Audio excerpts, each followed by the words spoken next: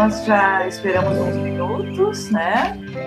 Podemos começar, Wagner? Vamos começar, então. Pessoal, então, boa tarde a todos e a todas. Sejam todos muito bem-vindos, né? Mais um Café com Pesquisa. O clima já está no clima do Café com Pesquisa, né? Só não sei se está todo mundo com cafezinho, esqueci o meu, mas tudo bem. Hoje a gente está recebendo o professor Dr. Carlos Nelson dos Reis, né, que vai falar para nós sobre a temática a pobreza após as reformas estruturais na América Latina, a permanência da iniquidade, e vai debater o tema conosco.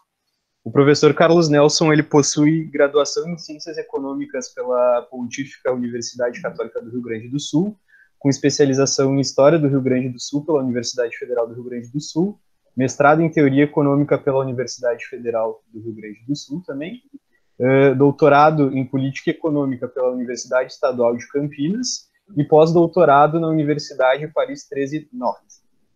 Atualmente ele é pesquisador e professor titular permanente da Pontífica Universidade Católica do Rio Grande do Sul, tem experiência na área econômica, com ênfase em economia dos programas de bem-estar social, atuando principalmente nos temas exclusão social, economia brasileira, crescimento econômico, conjuntura e desenvolvimento econômico.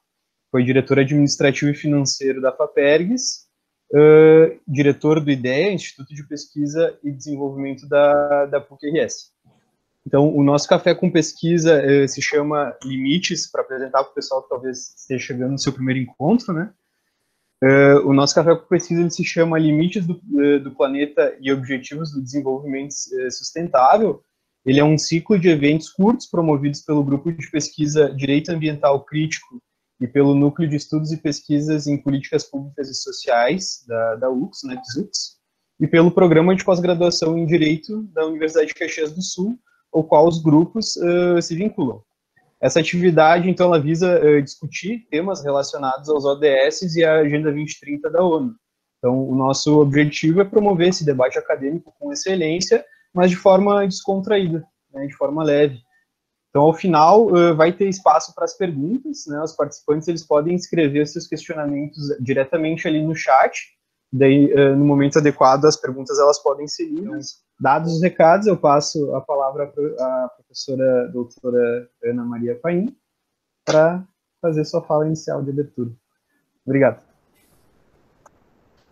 Bom, agora, então, oficialmente, dar boa tarde a todos e todas e as boas-vindas, dizer que estamos muito honrados e felizes, né, com a presença do professor Carlos Nelson, que mais do que um professor, ele é um amigo, por tanto tempo que já nos conhecemos. Aqui tem vários alunos e alunas que tiveram o prazer e a honra de ter aula com ele, né? Assistente social que fez mestrado e doutorado na PUC, com certeza foi aluno do professor Carlos Nelson e o conhece, né? Mas a vinda do professor Carlos Nelson nessa universidade, ela não é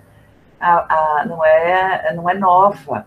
Muitas vezes o professor já veio para outros eventos, em outras épocas, semanas acadêmicas. Já tivemos o prazer de compartilhar uma pesquisa, ainda nos anos 2000, com a professora Juliane, com a professora Mara. Então, a presença dele, por vezes, fica um tempo que a gente acaba não fazendo coisas oficiais juntos, mas a presença dele é sempre muito bem-vinda. E dizer que desejo que a gente tenha uma excelente tarde, final de tarde, que possamos fazer com leveza, e nosso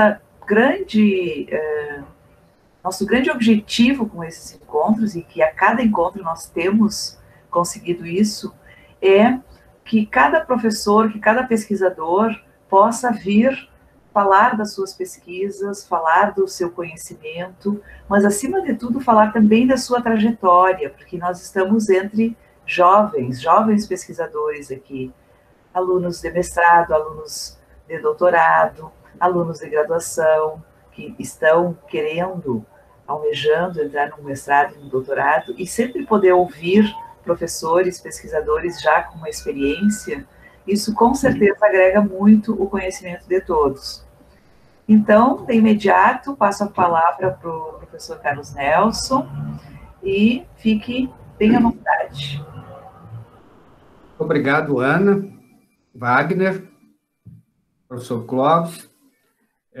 Para mim é uma honra, né, e um prazer muito grande poder estar compartilhando esses momentos nesta tarde com vocês. Me enriquece muito ainda as palavras ditas, né, tanto pelo professor Wagner, quanto agora pela professora Ana, né, porque, como eu dizia antes de nós iniciarmos, bem na informalidade, né, a maior gratificação que um professor pode ter é, em primeiro lugar, o reconhecimento dos seus alunos. Em segundo lugar, é encontrar no tempo futuro esses alunos e vê-los galgando as suas respectivas cadeiras e ainda lembrando dos ensinamentos de épocas outroras. Isso é gratificante, é muito gratificante, né? As palavras que a Mara referiu anteriormente me deixaram também bastante emocionado. Há muitos anos que eu não via a Mara, então isso é sempre gratificante. Olha, a Mara foi uma das 10 primeiras orientandas que eu tive no programa, né? Então, isso para mim é muito gratificante. Ver agora essa cabecinha branca, assim, né, cheia de conhecimentos, é muito gratificante, sabe?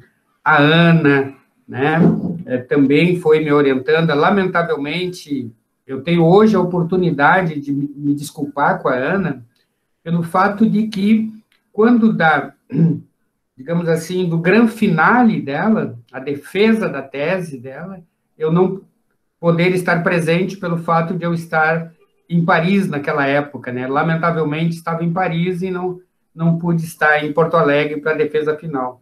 Mas fui muito bem representado pela professora Berenice, que fez as vezes, né, com muita propriedade, que lhe é muito peculiar, né? Então, é uma alegria, assim, e mais ainda ver os meus alunos do presente, né? Essas carinhas lindas, assim, sorridentes e com uma fome de saber, né? Pesquisadores, né? Futuros pesquisadores de mão cheia, né? Tanto a Larissa, quanto a Andressa, a Vanelice, o Claudio Miro, que defende a sua dissertação agora na segunda-feira. Então, estar acompanhado dos seus alunos é, digamos assim, o auge que um professor pode querer, tá bem?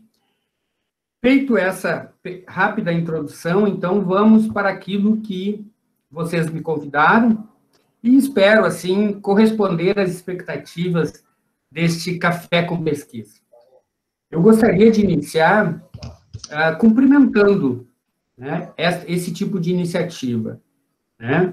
É muito apropriada, principalmente para os momentos que nós vivemos, né? Atualmente, os professores estão mais enclausurados nas suas próprias residências, e este tipo de evento, esse tipo de atividade, proporciona, além de o professor poder estar verbalizando, poder estar falando a respeito das suas pesquisas, dos seus conhecimentos, permite que ele encontre, mesmo que virtualmente, que ele encontre pessoas, que ele dialogue com pessoas, que ele interaja com pessoas, né? Mesmo dentro da sua clausura ambiental doméstica, né? Nós hoje somos prisioneiros em nossos próprios lares, é isso que nós somos hoje, né? Então, eu cumprimento vocês por essa iniciativa, né? Ela, mesmo presencial, ela é adequada, e mais ainda em momentos como esse. Meus cumprimentos, então, aos organizadores, né? Eu vou agora, então, passar a dividir a tela para vocês terem uma noção especificamente daquilo que eu vou apresentar para vocês, tá? Então,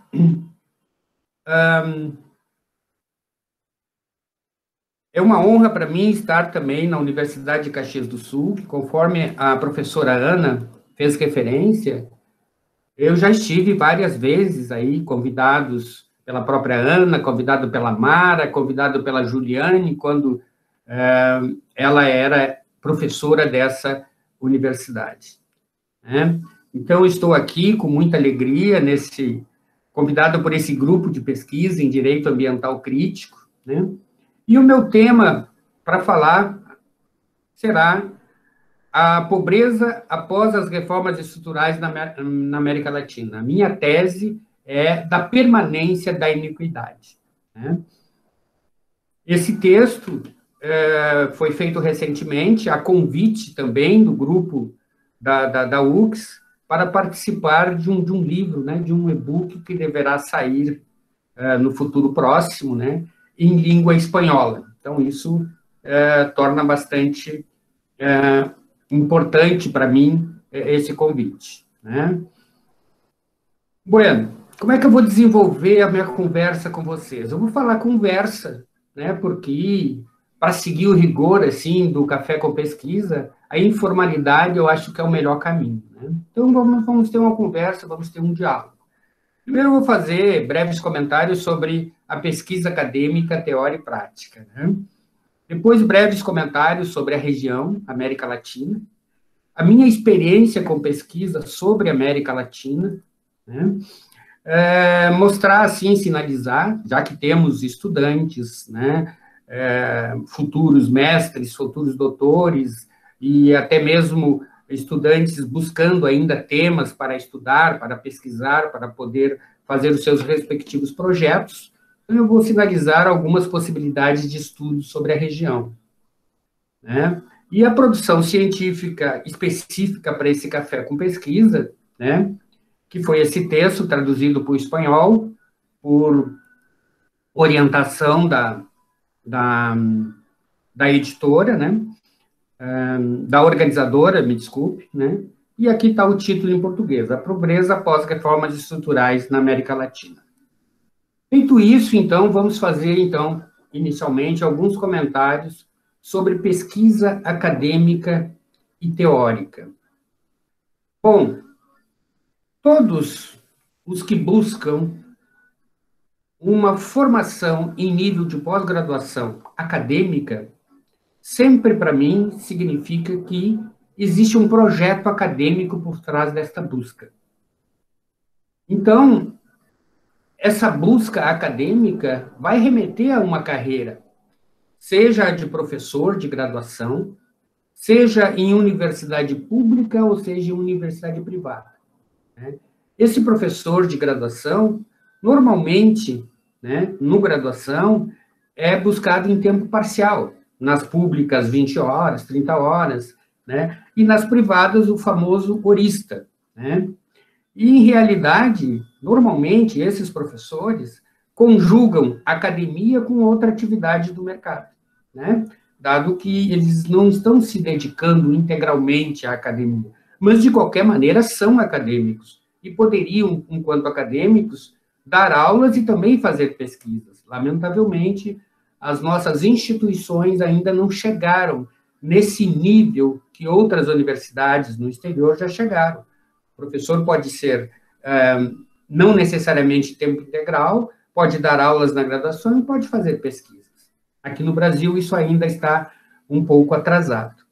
Uma outra linha, sim, é o professor de pós-graduação, né? Quem não vai para um doutorado e não tem o seu sonho de, em um determinado momento, fazer um concurso para entrar para uma universidade e ser professor de um programa de pós-graduação? Esse é o sonho do acadêmico, né? São as escadas, são os espaços que os acadêmicos vão construindo. Normalmente, esse professor de pós-graduação é tempo integral, via de regra é tempo integral, né? Até por exigência das agências de fomento, né? Mas ele vai lecionar tanto na graduação quanto na pós-graduação. Ele também vai ser pesquisador, né? Normalmente, o professor de pós-graduação, ele também é um professor e pesquisador, né? Tempo integral, ele leciona na graduação e na pós-graduação, ele pesquisa, orienta dissertações, orienta teses, orienta TCCs, já que ele é professor da graduação, né? Então, essa, sim, em linhas gerais, é a atividade de um acadêmico. E tem mais uma aqui, normalmente, depois que o indivíduo fica por muito tempo numa universidade, ele normalmente é chamado para uma função de gestor, né? Uma função de gestor que, no meu ponto de vista, eu que já fui por muitos anos gestor na universidade, digamos assim, é a taxa de sacrifício. É a taxa de sacrifício que, em determinado momento da carreira, você tem que pagar para que a universidade continue estruturada, organizada, é a sua contribuição para isso. Eu digo contribuição porque, de fato, né, normalmente se está gestor, mas se é professor. O contrato inicial o motivo de entrar para a universidade era para ser professor e não para ser gestor. Mas, de qualquer maneira, essa cota de contribuição tem que ser cumprida e, às vezes, a gente tem que exercer, mesmo que não gostando. Mesmo que não gostando, a gente tem que exercer. Mas eu repito, olha, dos meus 35 anos de universidade, né, tenho 35 anos de PUC, desses 35 anos, 27 anos eu estive em cargos de gestão, sempre dando esta contribuição. Gestão acadêmica e gestão não acadêmica. Né? Nos últimos anos, desde 2018, eu estou totalmente professor de graduação e de pós-graduação, orientador, pesquisador e por aí afora. Felizmente, eu costumo dizer nas interlocuções que eu tenho com os meus alunos, ou mesmo com os meus pares, depois de 35 anos de universidade, eu volto ao local de origem, né? Eu entrei como professor e pretendo sair como professor, não como gestor. Então, isso, para mim, é muito importante. Eu fiz essa introdução, esses comentários, porque eu sei que tem muitos acadêmicos nos ouvindo nesse momento, né? E o sonho do acadêmico é ir para a academia. E esses são os passos, esses são os pontos que ele deve se focar para poder fazer a sua trajetória. Né? Feito esses breves comentários sobre a academia, né, eu passo agora para alguns comentários sobre a região, América Latina. Em realidade,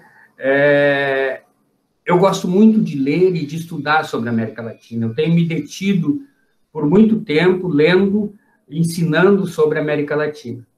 Então, vamos começar, assim, por uma síntese cronológica, né, sobre a história das economias latino-americanas.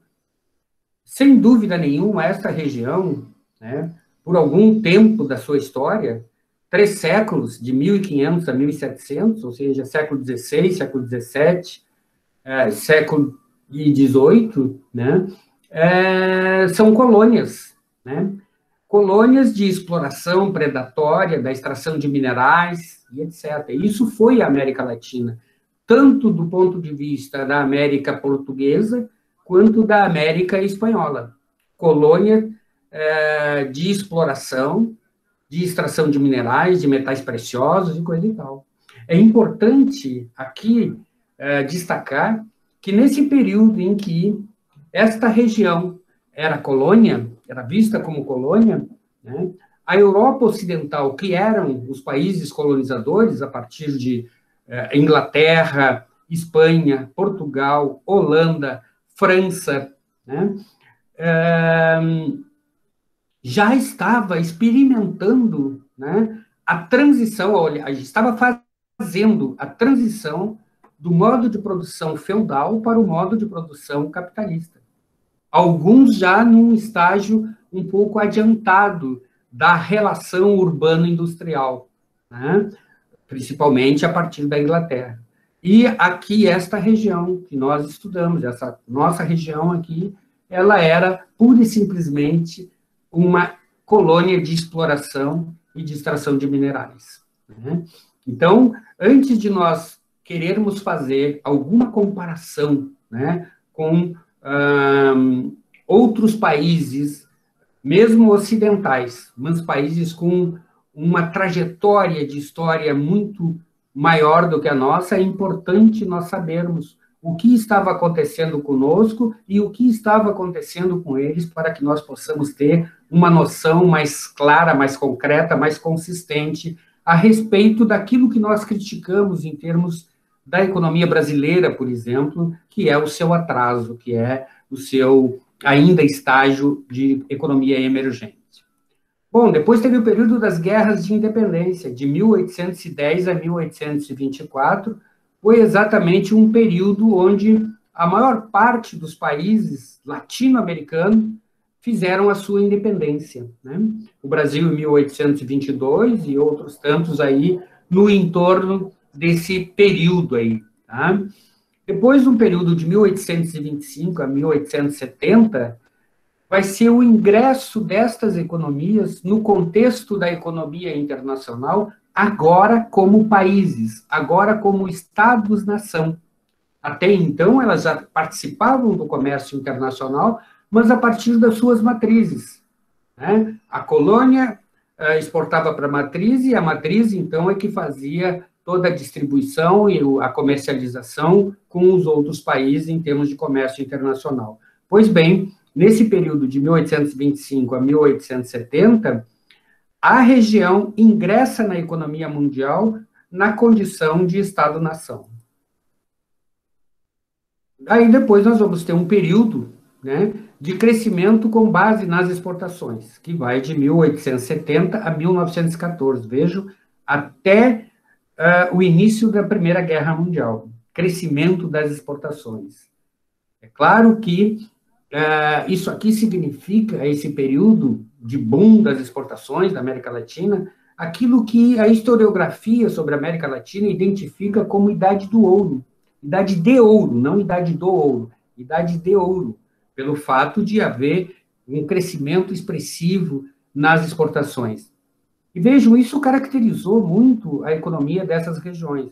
É aquilo que posteriormente, em estudos, estudiosos da economia latino-americana, principalmente aqueles sediados na Comissão Econômica para a América Latina, mais conhecida por CEPAL, né, vão dizer e vão qualificar esse modelo de crescimento como um modelo de crescimento dependente, né, dependente do comércio exterior. Produção de produtos primários, né, com o objetivo de exportá-los. Então, tem um problema de aí uma questão de dependência de mercado internacional. Não se produzia manufaturas, não se produzia aqueles bens que se necessitava no mercado interno. Isso tudo era importado. Então, havia uma relação de troca. Se exportava e se importava. Se exportava produtos primários e se exportava produtos manufaturados. A data de 1915 a 1930, né, é uma data de progresso paralisado. Vejam o que está acontecendo. 1915, né, se está no segundo ano da guerra, da Primeira Grande Guerra. 1930 é a Grande Depressão. Então, esse período aqui, é claro que a Grande Depressão não foi só em 30, ela começou ao redor do final da década dos anos 1920, mas foi até quase que meados da década de 1930, né? Então, essas economias latino-americanas que eram dependentes do comércio externo de produtos primários para o centro do capitalismo, acabaram recebendo o impacto desses acontecimentos que estavam ocorrendo no cenário mundial, né? Num outro momento mais adiante, nós vamos ter o crescimento com base na produção industrial, né? De 1915 a 1930, se começa, né? São os primeiros insights de base industrial. Já que nós não podemos importar aquilo que precisamos, vamos começar a produzir internamente, né? Vamos começar a produzir internamente, evidente que isso não se dá de um momento para outro, isso precisa de um tempo, isso precisa de reunir uma série de orientações políticas e orientações econômicas, e mais do que isso, atenuar conflitos de interesse, porque em cada um desses países, assim como tem os que entendem, que enxergam a necessidade da industrialização, a necessidade de se passar para a lógica do capitalismo industrial, existe aquele outro conflito de interesse, aqueles outros segmentos que entendem que não, que devemos continuar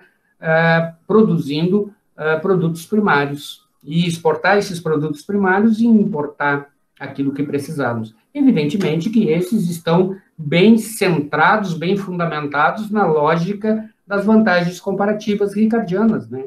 Isso é muito presente nesse período no contexto da América Latina.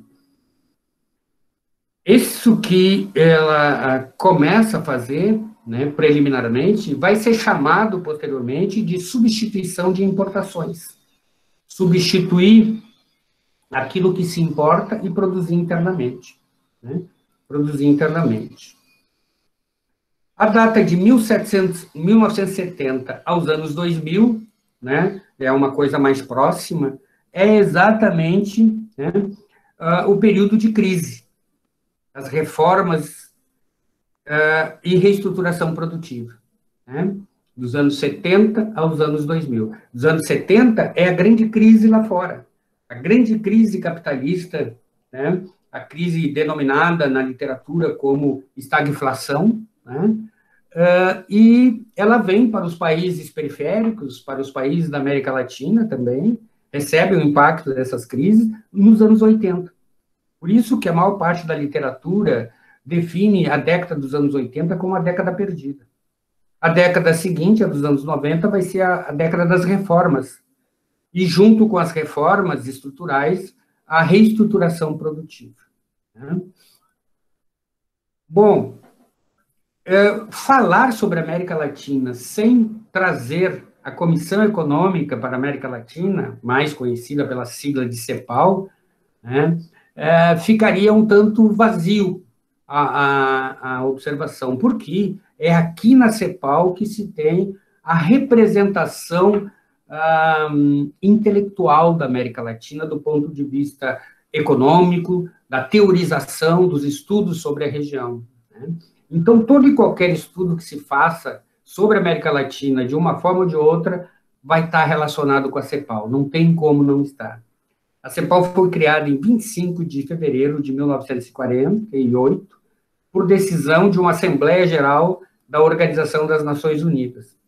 O objetivo básico da CEPAL, né, era ajudar os governos latino-americanos a fomentar desenvolvimento econômico de seus países e elevar o nível de vida de seus povos. Vejam como esta cantilena é bastante antiga. Até hoje, muitos dos nossos executivos ainda ficam exatamente buscando desenvolvimento econômico como o caminho para diminuir desigualdades sociais ou para elevar a renda per capita, qualquer coisa do gênero.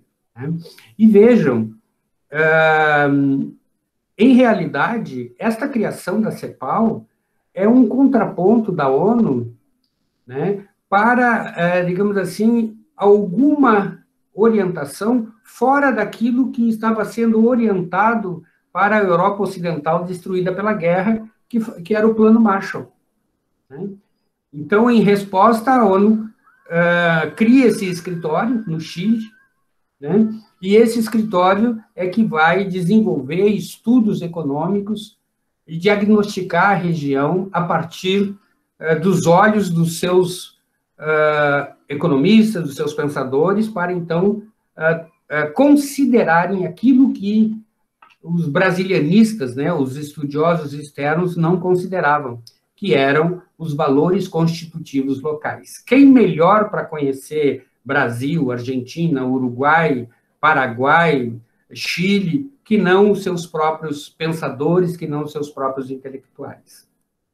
Os países membros, inicialmente, são esses aqui. Da Argentina à República Dominicana. Esses aqui são os países membros, né? Inicialmente. Também, no início, foram admitidos Estados Unidos, França, Grã-Bretanha, Canadá, Espanha, Itália, Países Baixos e Portugal. Países Baixos, aqui, leia-se Holanda. Por que esses países foram admitidos inicialmente? a justificativa para isso é que esses países mantinham vínculos históricos, econômicos e culturais com os países da região. É evidente, eles foram os colonizadores, à exceção dos Estados Unidos, né? França teve colônias no Caribe, a Grã-Bretanha também teve colônias no Caribe, né? A Espanha, em toda a América Latina, né? Holanda também teve no Caribe, teve uma parte do tempo no Brasil, e Portugal. Então, tem uma identificação aí. Posteriormente, ela denominou-se Comissão Econômica para América Latina e Caribe, né? Um arranjo posterior aí para abranger toda a região de língua latina. Quais são os principais dogmas da CEPAL, né? Dentre eles, tem aí a grande sacada do Prebisch, que é a ideia da dicotomia centro-periferia, né? E isso vem depois da Primeira Guerra Mundial, de 14 a 18, né? Vai orientar isso daí, uma mudança no rumo de crescimento da periferia, que vai se acentuar na Grande Depressão. Então, com a guerra e com a Grande Depressão, se percebe claramente a necessidade de mudança de rumo no crescimento econômico da região. O que seria isso? Trocar a atividade primária exportadora por um processo de industrialização. Ou seja, darmos espaço, né, para alteração na base produtiva, né? Deixar a dependência externa e acreditar no mercado interno, em outras palavras, né? Um outro dogma é a industrialização, né? Nos países desenvolvidos da América Latina, CEPAL concluiu que ela difere muito daquela que ocorreu nos países mais desenvolvidos, né? E é claro, nós vimos na lâmina anterior que enquanto aqui na região, né, era colônia de exploração, lá a transição de um modo de produção para outro estava se realizando e já era iminente a chegada de um novo modo de produção. Uma outra contribuição CEPAL é a industrialização como decorrência da substituição de importação, né? Para alguns estudiosos, né, essa alteração foi feita de maneira espontânea, né, teria sido de maneira espontânea. Mas, para a CEPAL, ela foi decorrente da incapacidade de importar, dado o contexto externo adverso, guerra e depressão. Os nossos maiores mercados, com a crise deles próprios e movimentos bélicos, deixam de importar, né, aquilo que nós produzimos. Então, se eles deixam de importar parte daquilo que nós produzimos, também deixam de produzir aquilo que nós importávamos deles. Então, nós vamos ter que produzir internamente, tá? Outro dogma da CEPAL é o desequilíbrio na condição de desenvolvimento industrial, né? Eles defendiam a necessidade de programas específicos para a periferia. A América Latina teria que ter programas específicos para poder chegar a esse desenvolvimento. Dentre eles, planejamento para o crescimento econômico e para os investimentos necessários. Haveria que ter planejamento, né? O que até então não existia. Planejamento da demanda em função das expectativas do crescimento da renda. Vejam essa relação. Se vai haver crescimento econômico, vai haver crescimento de renda. Então, tem que ter um planejamento para a demanda interna, em função destas duas variáveis. Isso teria, segundo a CEPAL, também ter que ser visto com muita cautela, né? Como é que a CEPAL foi válida, útil ou mesmo correta? Ela foi válida, foi útil, né, e correta também, quando diagnosticou a industrialização a partir da deterioração dos termos de troca, né? A partir do momento também em que ela percebeu que, para a transição desse modelo, a necessidade do suporte estatal seria a principal alavanca para a industrialização, ou seja, dentro da teorização cepalina, do diagnóstico cepalino, tem aí um suporte estatal vigoroso, né? Algumas questões paralelas, né, como questões estruturais, inflação e desemprego. Esses 3 pontos aí vão estar presentes em todos os estudos feitos da CEPAL naquela época, porque esses eram os problemas da região, né? Questões estruturais, inflação, desequilíbrio de preço e a questão do desemprego, né? E também uma outra contribuição importante dentro do quesito industrialização é o conceito de industrialização substitutiva de importação, a famosa ISI, né?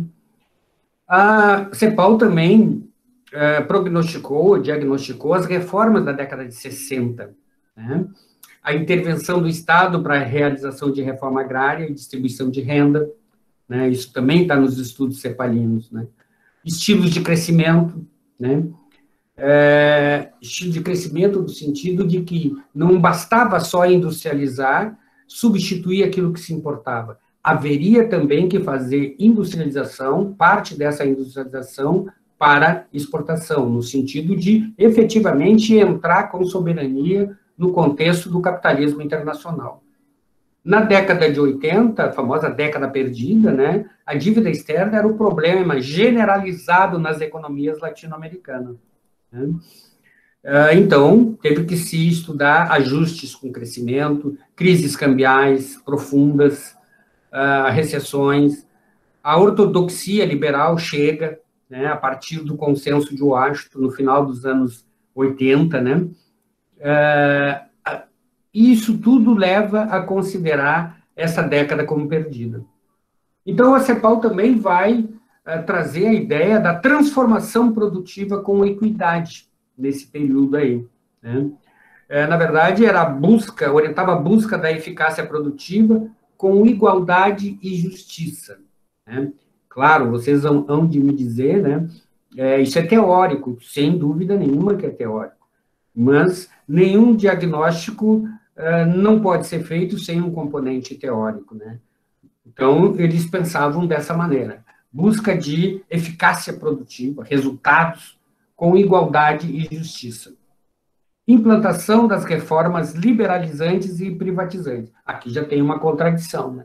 Aqui já tem uma contradição. Como você vai fazer reformas liberalizantes? Privatizações significaria negar aquilo que ela mesma havia diagnosticado lá nos anos 60, nos anos 50, né, de participação do Estado. Privatizações significa retirar parcela do Estado do mercado produtivo de bens e serviços, né? Então, isso já é uma contradição também pelo fato de que poderia ter eficácia produtiva com as privatizações, mas isso impactaria também na igualdade e justiça, né? E vejam, tudo isso como condição para a redução das desigualdades sociais. Vem a cantilena novamente. Nós vamos, assim, exaurir, assim, em vários momentos da história da América Latina, exatamente essas premissas, assim, né? Todo crescimento econômico é condição para a redução das desigualdades sociais. E nós vamos observar, em alguns momentos, que existe crescimento, mas não existe redução de desigualdades, né?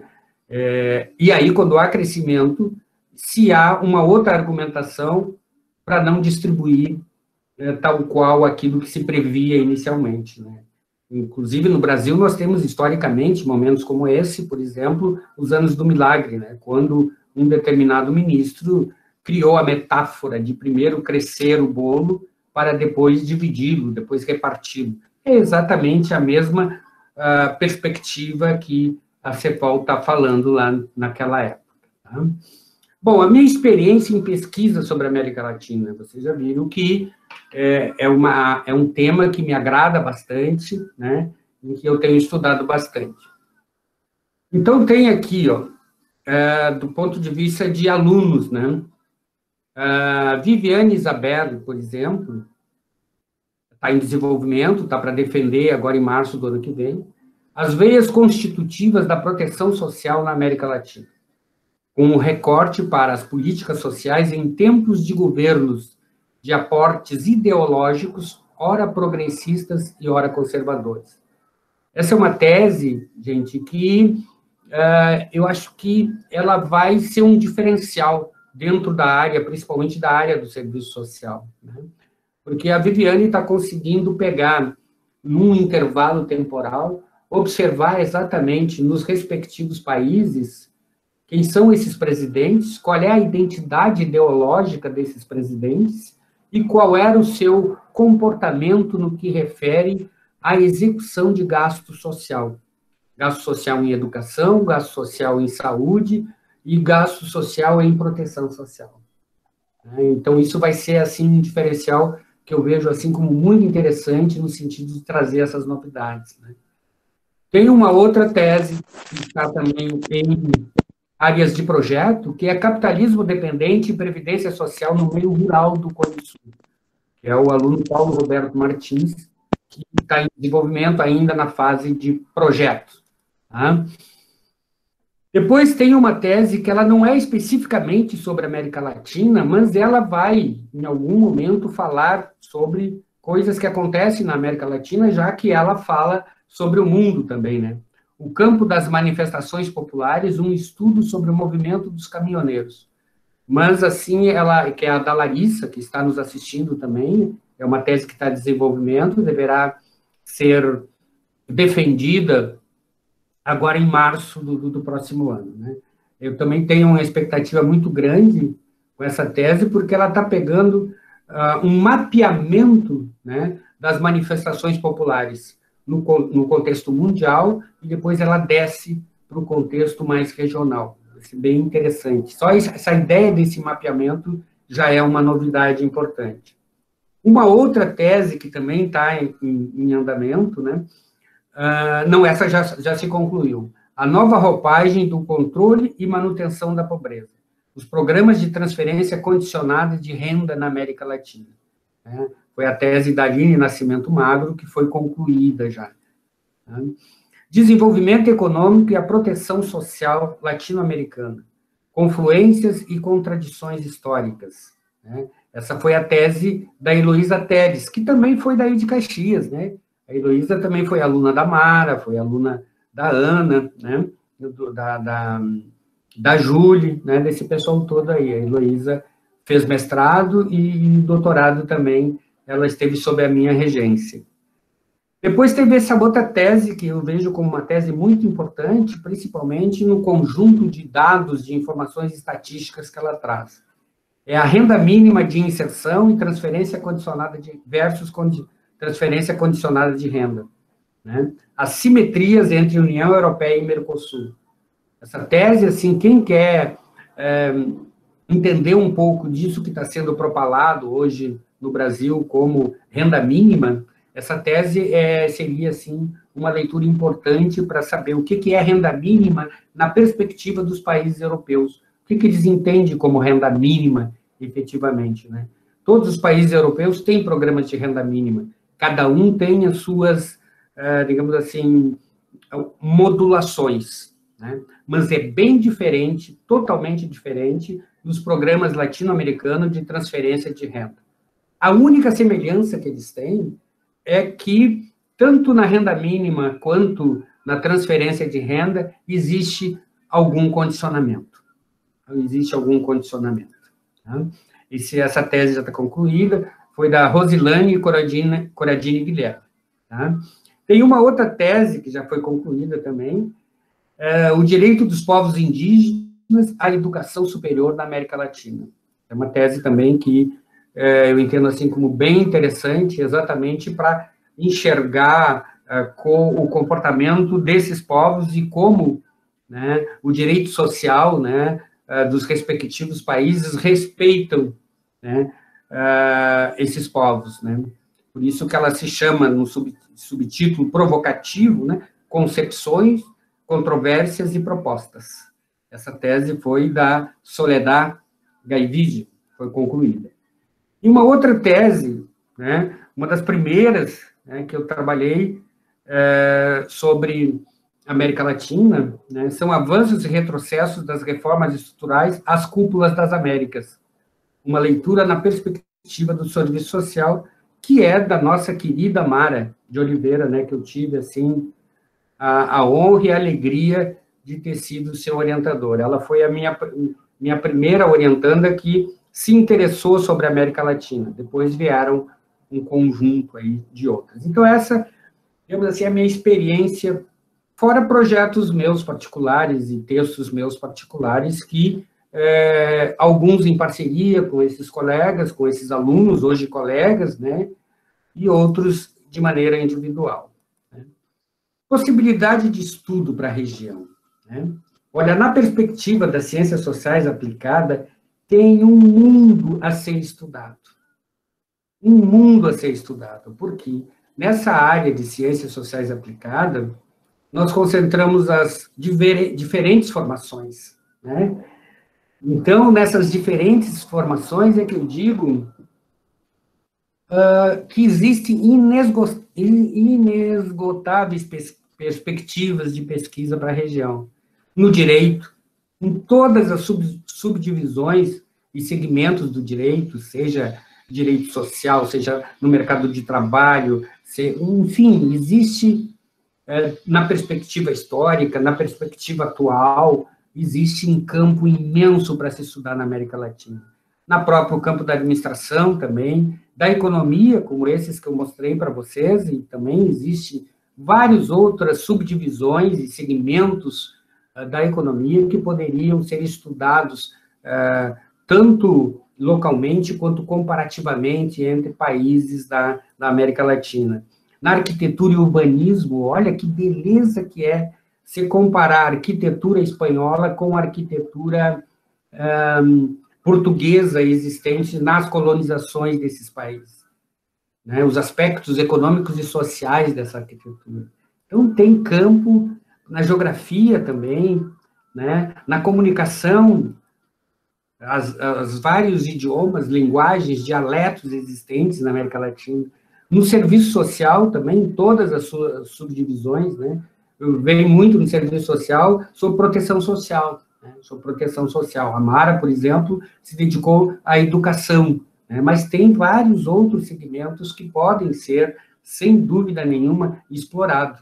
No próprio turismo, é um prato cheio estudar, né, as relações de turismo, tanto numa perspectiva histórica, quanto numa perspectiva presente, e aí fazer prospectivas. Então, existe realmente, eu diria assim, num linguajar bem informal, é um prato cheio estudar temas para poder se dedicar a uma dissertação, a uma tese a respeito de América Latina, né?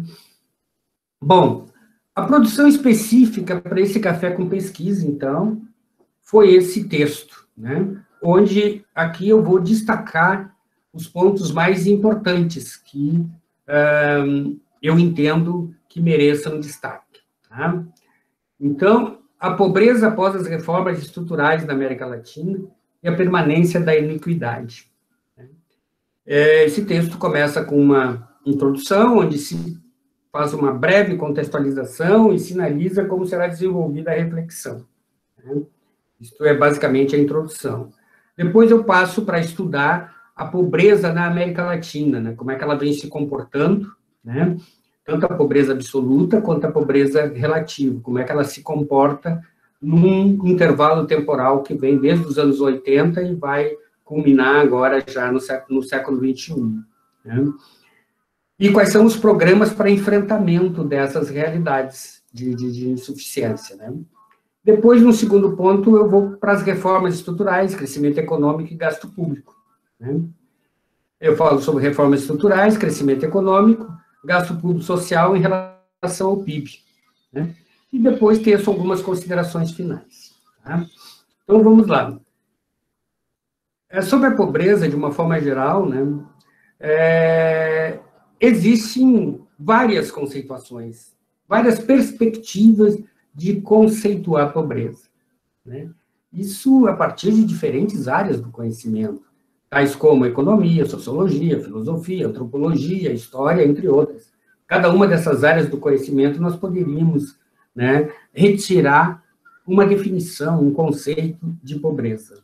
Né?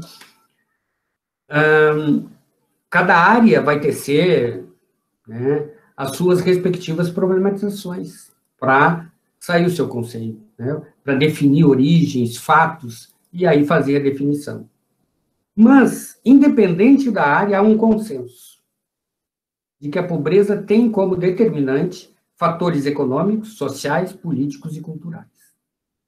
Isso é meio que consenso, resultante da evolução da sociedade capitalista que se instalou na América Latina, né?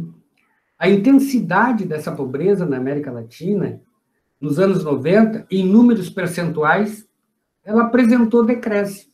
Olha só, apresentou decréscimo em números percentuais. Mas, em números absolutos, ela ostenta as mesmas dimensões dos anos 80. Né? Ou seja, com o crescimento da população,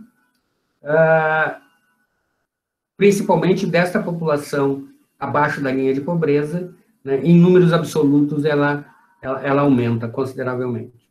Somente na década, os indivíduos abaixo da linha de pobreza aumentou 64 milhões, ou seja, dos anos 80 para os anos 90, aumentou 64 milhões de indivíduos abaixo da linha de pobreza. As justificativas principais, a crise econômica, inflação e dívida externa, aquilo que eu referia anteriormente como década perdida. A justificativa para esse aumento de pessoas abaixo da linha de pobreza na América Latina nos anos 80 tem sido reiteradamente crise econômica, inflação e dívida externa. Tudo isso restrições para o crescimento econômico e, portanto, insuficiência de recursos para investimento em programas sociais. Esses números retratam a ineficácia dos programas sociais governamentais. Em realidade, os governos da região tinham como premissa aquilo que eu referia antes, crescimento econômico como meio para a superação dos problemas. Então, o Delfim, quando disse vamos deixar crescer o bolo para depois dividi-lo, não estava trazendo nenhuma novidade, isso já era um pensamento regional, sem dúvida nenhuma. Ou seja, sempre houve uma maior preocupação com a produção do que com o bem-estar das massas populacionais. No decênio de 1990, os apoiadores das reformas estruturais utilizaram o argumento da pobreza para justificar as reformas, que trariam a estas economias para a rota do crescimento, ou seja, sem reformas não tem como vir para a rota do crescimento. Sem vir para a rota do crescimento, não tem como minimizar a pobreza. Essa era a justificativa. De fato, no decorrer desse decênio, houve uma diminuição de 5,8, aquilo que eu referi lá em números percentuais. Sem que, no entanto, o número absoluto não mostrou recuo. Daí, depreende-se que as restrições das reformas, principalmente fiscal, provocaram contrações dos programas sociais. Também é crível a transferência da responsabilidade do Estado de execução de programas sociais para a sociedade. Aí vai surgir, proliferar-se na região, né, o tal do terceiro setor, das organizações não governamentais, a volta, né, da caridade, dos parceiros voluntários e etc, etc. Né? Isso tudo encaminha para a diminuição do Estado, inclusive na proteção social. Esse mesmo comportamento da pobreza, em geral, se verifica na pobreza absoluta. Pobreza, em geral, é aquilo que nós chamamos de pobreza relativa, né? Mas tem mais problemático, mais sério ainda que a pobreza relativa é a pobreza absoluta. Ela diminui em números percentuais, mas permanece expressiva em números absolutos, né? Os organismos internacionais, como o Banco Mundial, o Fundo Monetário Internacional, ao olharem os resultados dos números percentuais para o período 1980 e 2008, entendem como muito positivo a redução da pobreza e da indigência na América Latina, em números percentuais, é o que eles usam. No entretanto, tais resultados são insuficientes, né? Olhando com cuidado, a gente vai entender que eles são insuficientes. em números absolutos.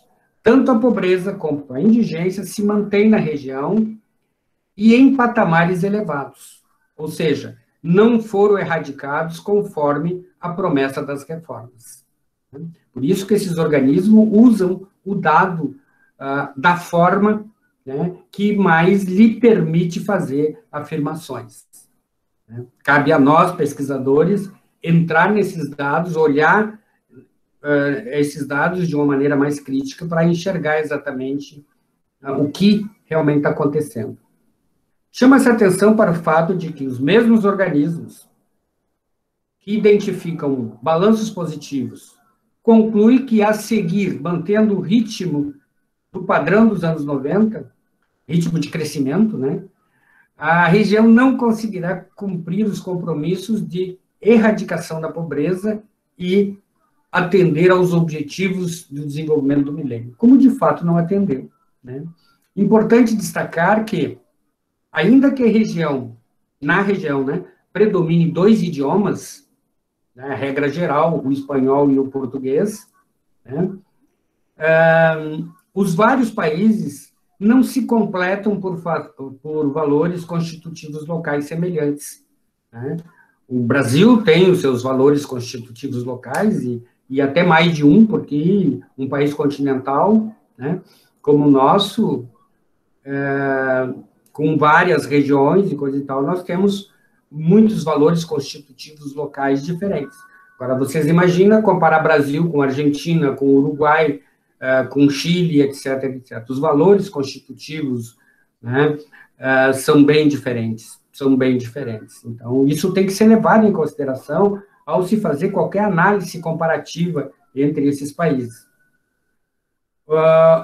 E é exatamente isso, né, que se evidencia nos diferentes resultados econômicos e sociais, né?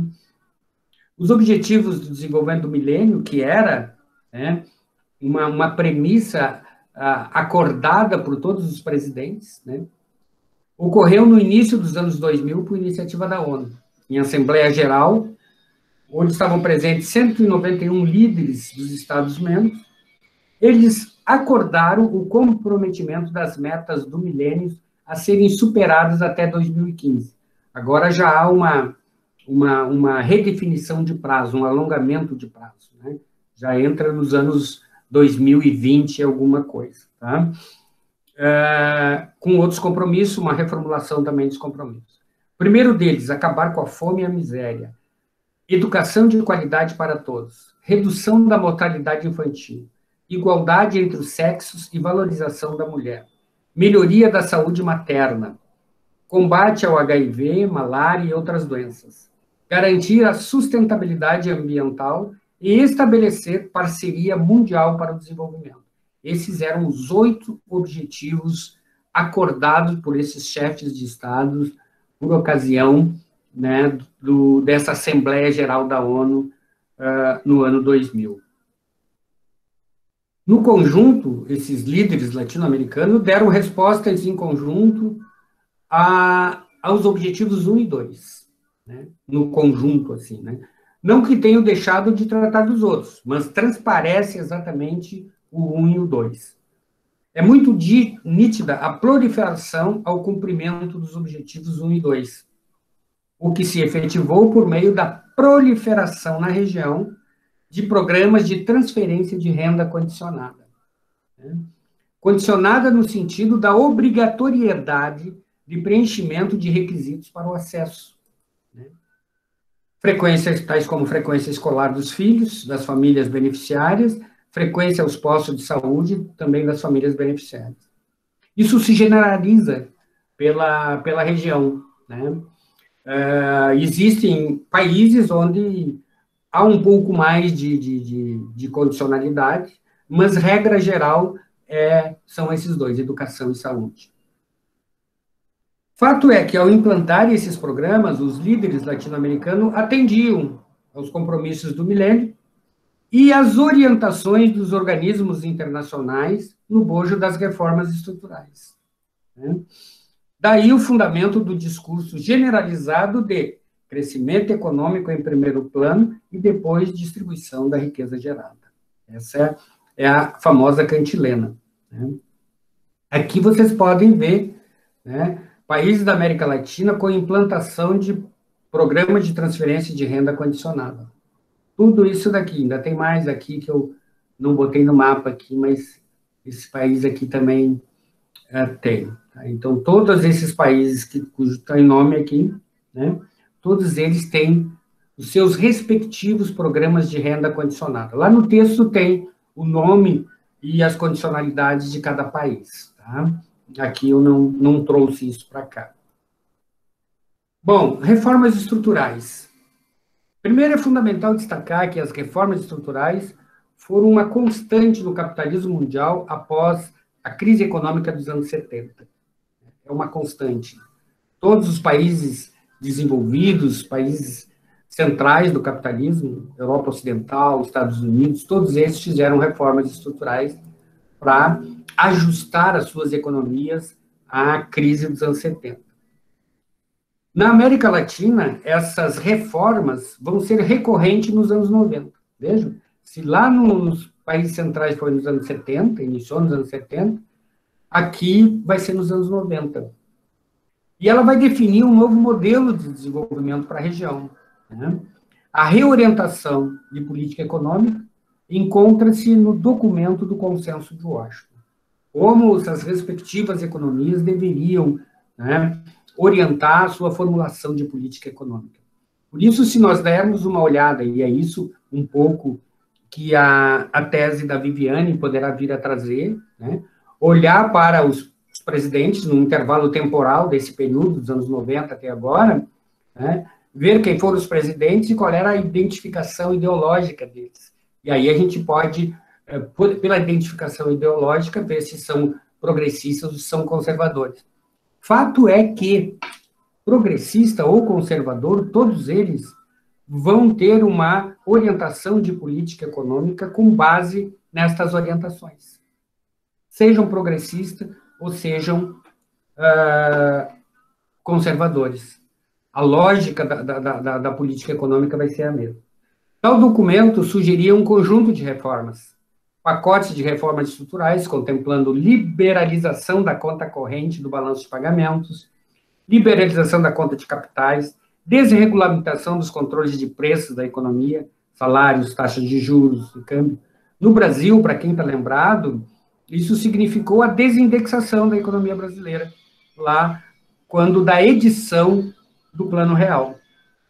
Privatização das áreas importantes da atividade produtiva, né? Isso foi meio que um vendaval na América Latina de privatização de empresas. E as políticas macroeconômicas deveriam visar estabilização, que era um problema sério, superação da dívida externa, que era outro problema sério, desequilíbrio do déficit público e inflação. Então, estes são os grandes problemas, as grandes orientações que os reformistas vão orientar para a região.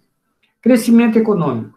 Em que pese todas essas reformas, o crescimento econômico não se efetivou da forma como eles pensavam, né, ou projetavam, né? Pelo menos na expectativa deles, não foi. O pouco do crescimento ocorrido foi reinvestido na própria produção. Então, veja, aquela máxima de primeiro o bolo crescer e depois repartir, o bolo cresceu e não foi repartido. Esse é o ponto, né? O pouco crescimento ocorrido foi reinvestido na produção, ou seja, nada sobrou para investimento em desigualdades sociais. Em realidade, o discurso do crescimento como meio para encaminhar soluções não é novo e muito menos invenção dos formuladores das reformas. Está escrito na historiografia da região. Sempre foi e continua sendo utilizado repetidamente, seja por governos de referência ideológica progressista ou mesmo conservador. É claro que não estou aqui fazendo as similitudes grosseiras. É claro que os progressistas, em que pese utilizar a mesma formulação de política econômica, vão ter uma atenção a programas sociais diferente dos conservadores. Isso nós podemos ver na realidade brasileira. O que foi o governo do Partido dos Trabalhadores e o que é o governo atual, do ponto de vista, assim, dessas duas categorias, progressista e conservador. A explicação para esse comportamento passa pela compreensão de variáveis históricas, políticas, sociológicas, e até poderíamos botar aqui de antropológicas, né? O gasto público social. Enquanto os países europeus, como França, Itália, Alemanha, investem em torno de 30% do PIB em gasto público social, detecta-se que nos países latino-americanos selecionados, Brasil e Argentina, chegam no máximo a 20% do PIB. Chile e Colômbia ficam em torno de 12%. Mas com a diferença que no Chile essa taxa se mantém constante, o que não ocorre na Colômbia. Equador, México e Venezuela se mantêm abaixo de 10%. Né? O indicador gasto social PIB é importante, mas mais importante ainda é sua distribuição, em termos de execução das funções sociais do Estado, tais como educação, saúde, habitação e seguridade social. Essas observações permitem concluir o quão insignificante é o gasto frente às necessidades.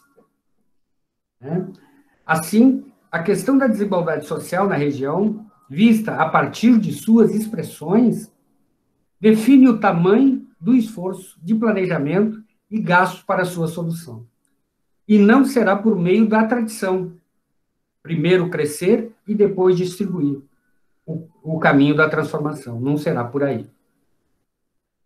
À guisa de considerações finais, então eu destaco novamente a importância da CEPAL, né, para servir como fonte de pesquisa, de informações qualitativas, quantitativas sobre a região. Sem dúvida que apenas a via do crescimento econômico não é o caminho suficiente para encaminhar soluções para as questões sociais. Ele é necessário, mas não é suficiente. Reconhecer que as reformas estruturais, primeiro, foram necessárias, dado o momento de transformação do capitalismo mundial, no entanto, não pode ser uma receita generalizada para toda a região, pois existe a necessidade de respeitar os valores constitutivos locais de cada país. Né? Afirma-se que as reformas estruturais dos anos 90, além de não resolverem as tradicionais inconsistências macroeconômicas da região, resultaram em um recrudescimento dos problemas sociais. Ou seja, o ajuste decretou a permanência da iniquidade na região. Café com pesquisa, muitas ideias, fumegando dessa xícara de café. Meu muito obrigado. Excelente, professor. Muito obrigado pela tua palestra, pelas tuas palavras. Foi realmente muito bom. Para dar continuidade, eu vou passar a palavra para a professora Ana, que é a nossa debatedora. Na sequência, eu quero fazer algumas colocações também, um questionamento para o senhor. Eu julgo ser bem relevante para o nosso momento. E depois já temos a inscrição do professor Clóvis também, né? Se alguém quiser se inscrever, é só mandar ali no chat, né, que daí a gente abre o uso da palavra. Bom, muito obrigado. Eu que agradeço. De saída, né, parabenizar pelas belíssimas reflexões e como é importante a gente ver os aspectos históricos e com um distanciamento. Eu não tenho estudado essas questões, né, mais de economia política, e fiquei pensando como nós, ao longo da história, pensando em termos de Brasil, porque a América Latina mesmo, eu nunca estudei, a não ser nas disciplinas, né? Ao longo da história, como me parece que nós vamos revivendo momentos, né?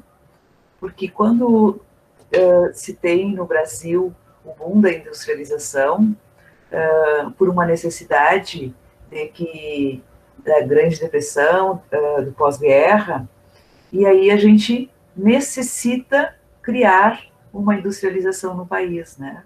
E aí eu fiquei pensando o momento que nós estamos vivendo com a pandemia e que é também, novamente, um aspecto que ele é global, atinge o mundo como um todo, E nós voltamos a discutir a necessidade de que nós só exportamos novamente, não exatamente como naquele momento, mas nós exportamos grãos, toneladas e toneladas de grãos, para importar um chip de um celular, para importar os respiradores. Quer dizer, nós não temos indústria que produza máscaras. Então, me fez pensar sobre coisas que, como a história, por vezes, não que ela se repete, mas as coisas que não são resolvidas, elas retornam, né? E a desigualdade social e a questão da pobreza, América Latina e o Caribe, né? A CEPAL aponta como um dos lugares de maior desigualdade que nós temos no mundo. E agora, com essa pandemia, me parece que nós vamos ainda sofrer aqueles números que estavam projetados no final no último relatório de 2019, em dezembro de 2019, provavelmente o ano de 2000, o número de pessoas que vão entrar na linha da extrema pobreza, o aumento da fome, provavelmente vai aumentar consideravelmente na América Latina como um todo e no Brasil também, né? Só para sair, assim, as primeiras reflexões que eu fiz com a sua fala, né? Acho que a gente já pode abrir para o debate, já tem pessoas inscritas, e a gente já, não sei, Wagner, se é o professor Clóvis que está inscrito? Professor Clóvis, tu quer falar primeiro? E eu sigo na sequência? Pode ser, tanto faz, Wagner. Posso seguir, então? Vai lá, claro. Tá bom, então, mais uma vez agradecer a presença agora, oficialmente, né? Nós conversamos antes do início. Então, muito obrigado, professor Carlos Nelson. É um prazer enorme poder lhe ouvir, né? Foi realmente uma aula a sua exposição e nós vamos utilizar isso posteriormente, porque muitas informações explicadas de maneira extremamente didática, né? Eu lhe parabenizo, né? E a minha pergunta seria a seguinte: nós temos ouvido, eu li algumas coisas nessa última semana e não consegui me aprofundar ainda, mas está se falando no chamado Great Reset, né, a grande reinicialização da economia mundial proposta pelo Fórum Econômico Mundial, né? Tem encontro do Fórum Econômico Mundial em Davos, em janeiro de 2021, né? Esse nome, né, The Great Reset, já tinha sido usado em outro contexto pela Christine Lagarde, quando ela era presidente do FMI, se eu não me engano. E naquela época se discutia a formação de uma nova ordem global multipolar, né? E naquele contexto, ela utilizou essa expressão que a economia global ia ter uma grande reinicialização. E agora isso vem nas palavras do Klaus Schwab, né? Como dizendo que a pandemia agora de coronavírus é uma janela de oportunidade, né? E que nós, a partir disso, poderemos reinicializar a economia global, acelerando a transição para a quarta revolução industrial, né, que tem inclusive o livro dele, que seria uma nova ordem econômica global baseada na sustentabilidade, no capitalismo verde e na justiça social, dentre outras coisas, né? Tá proposto já para o próximo fórum de Davos a formulação de uma rede de bancos centrais para o esverdeamento do sistema financeiro. Até copiei a frase ipsis literis, né? Então, o que eu queria perguntar, assim, o senhor tem uma visão já sobre o que é esse Great Reset? Se seria um novo canto da sereia, como o senhor se referiu, né? Seria uma nova etapa dessa mesma cantilena com nova roupagem, né? Ou se tem alguma inovação substancial. e particularmente, tem, é claro, a questão social, que muitos se interessam aqui, mas vem muito forte a ideia da economia verde, né? Então, será que a questão ambiental aí, existe algo de verde nessa proposta, ou a questão ambiental aparece com aquele sentido quase que religioso, assim, com uma justificativa, né, metafísica para uma relegitimação do sistema, né, nos seus aspectos estruturais, tá? Então, é mais ou menos nesse sentido. Veja bem, reinicializar a economia mundial, né, mesmo antes da pandemia, isso já era iniciativa, né, já era uma iniciativa. E, na verdade, reinicializar a economia mundial é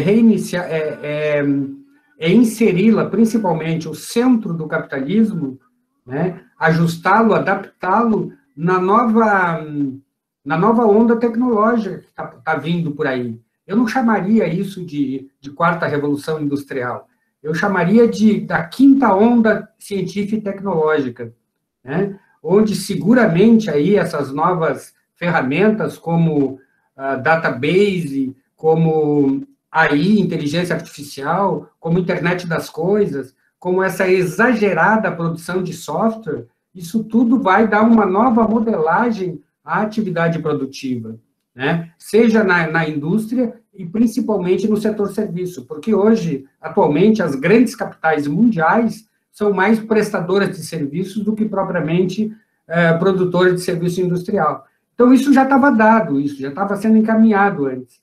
Com a pandemia, e exatamente o impacto da pandemia no contexto do capitalismo mundial, provocou perdas enormes, perdas consideráveis.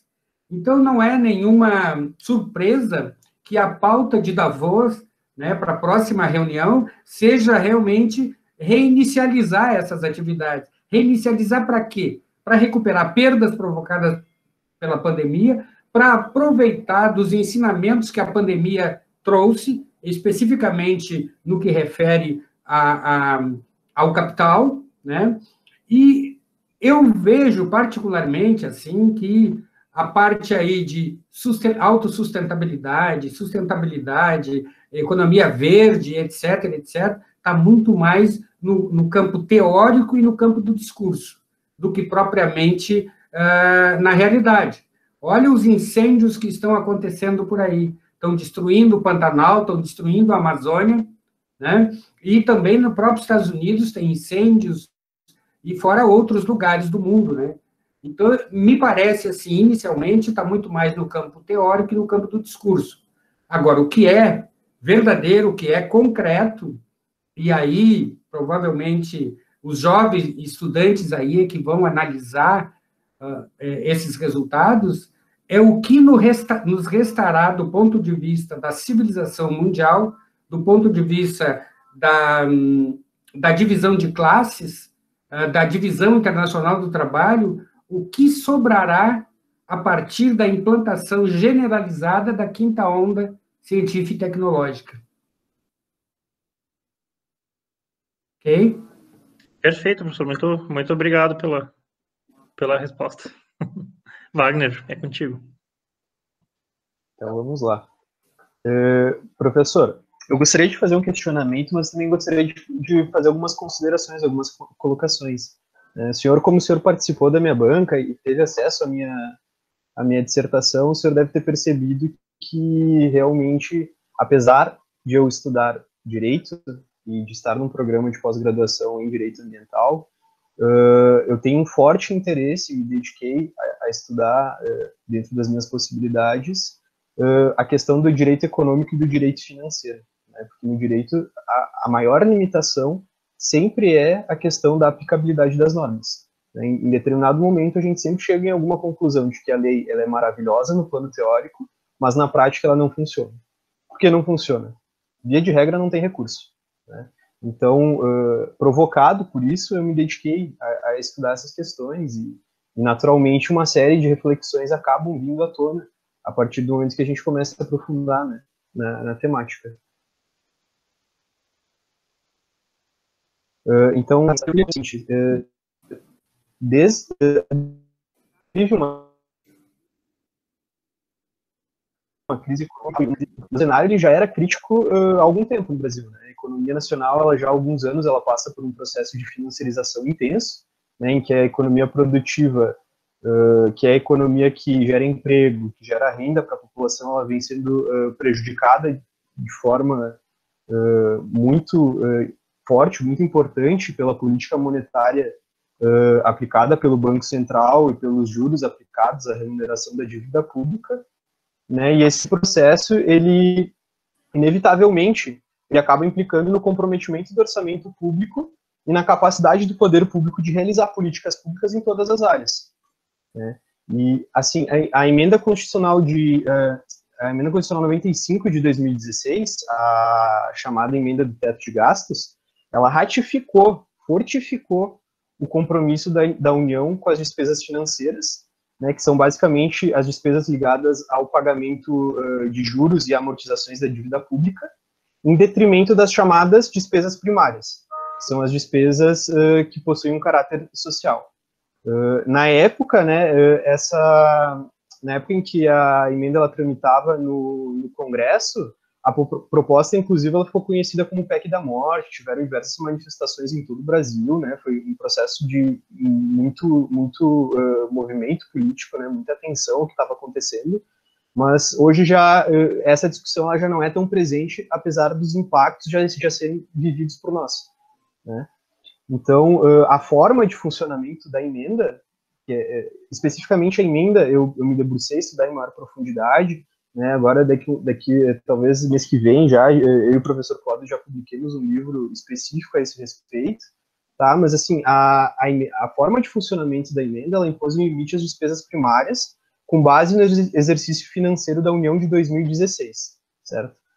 Sendo só corrigida a inflação até 2036, que é o período de vigência dessa emenda, né? Ela é uma emenda um pouco diferente de uma emenda tradicional, porque ela tem um prazo de validade. Ela foi inserida numa parte da Constituição que tem essa característica de transitoriedade, né, de período de vigência.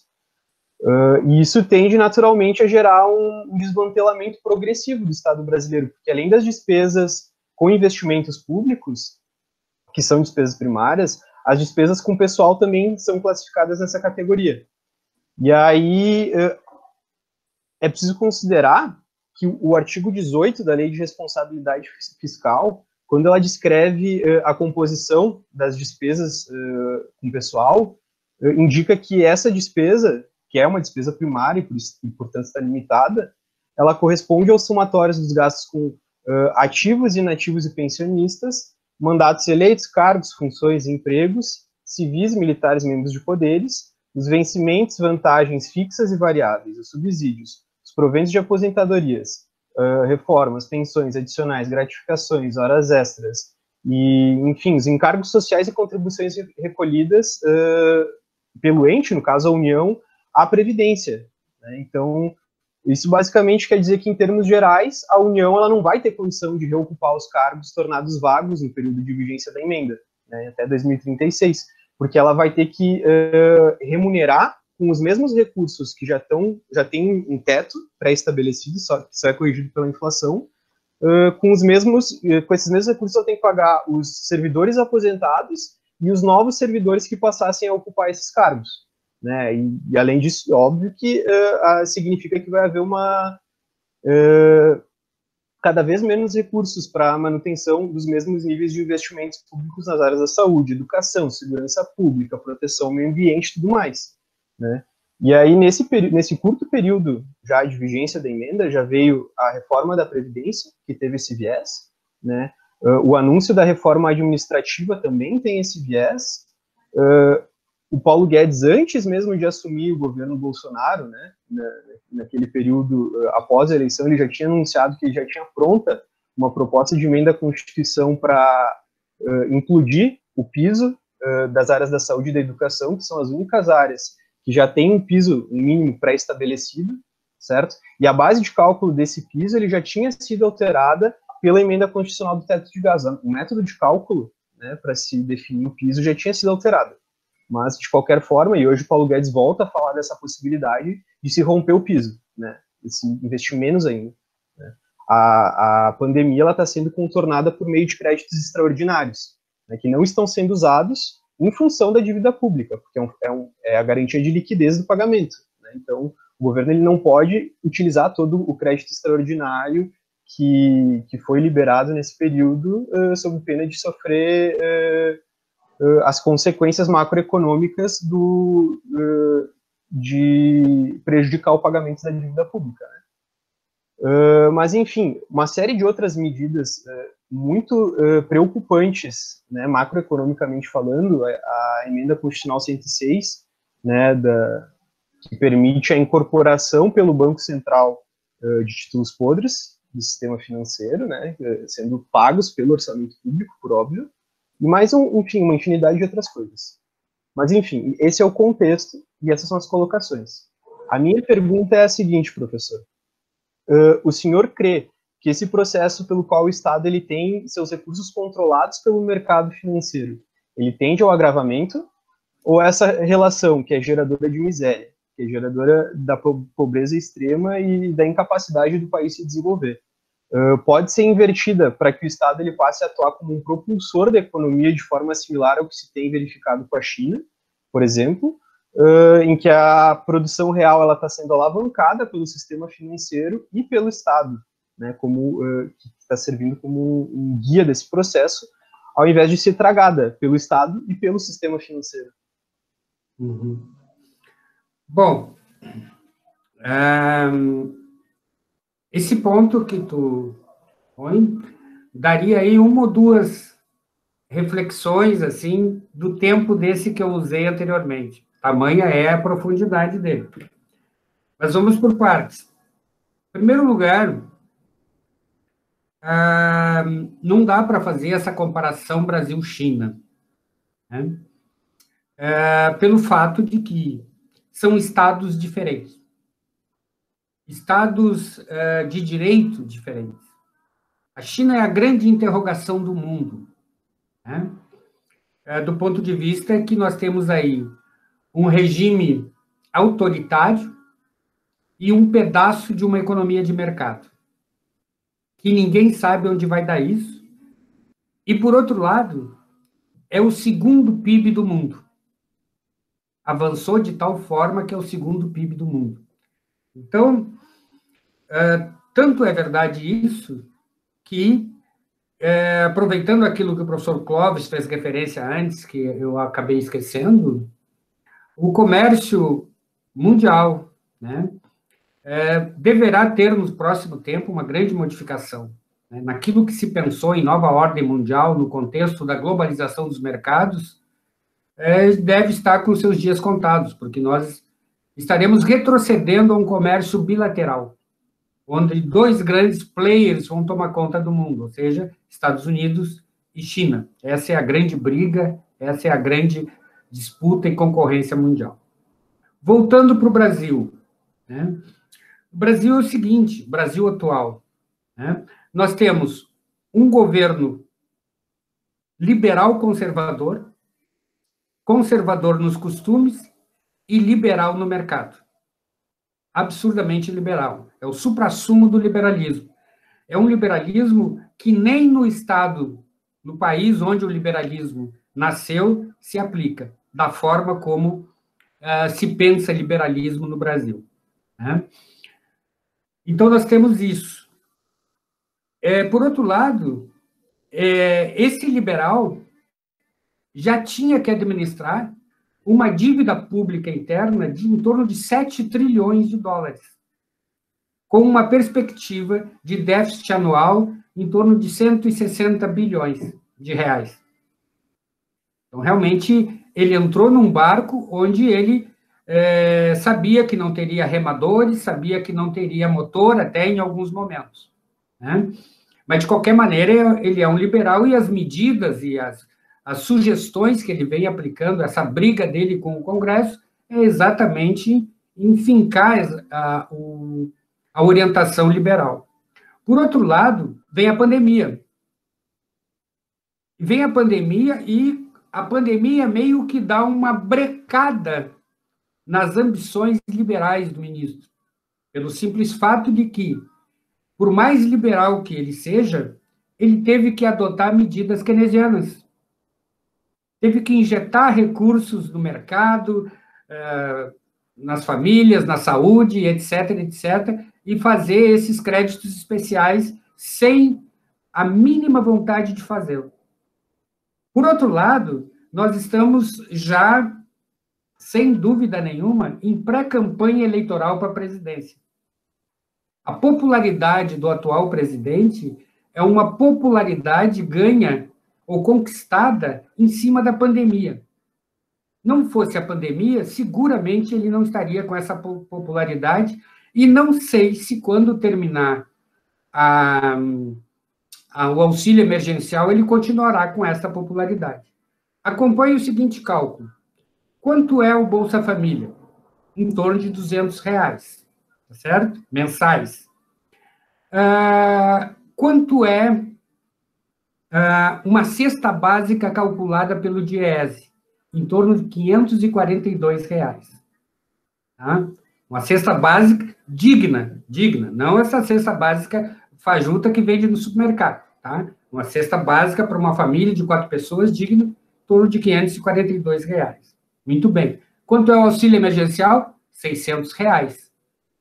Você só pode se tornar popular assim, não tem a menor dúvida que você vai ganhar voto, sua popularidade, inclusive na região mais pobre do país, ela se elevou e disparou.